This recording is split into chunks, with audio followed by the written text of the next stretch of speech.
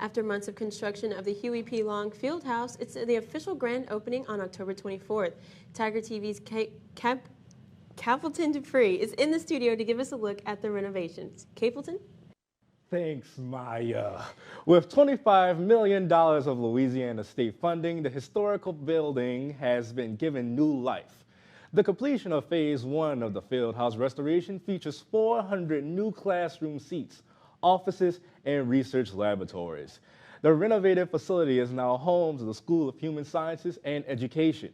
The Fieldhouse was originally built in 1932 and closed its doors in 1999. This historic structure fell into disrepair due to high maintenance costs and newer facilities taking its place.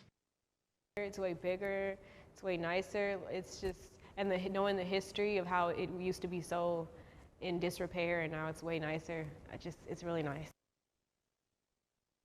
According to the restoration website, the university has plans for a Phase 2 of the project, but no dates have been given that has been released yet.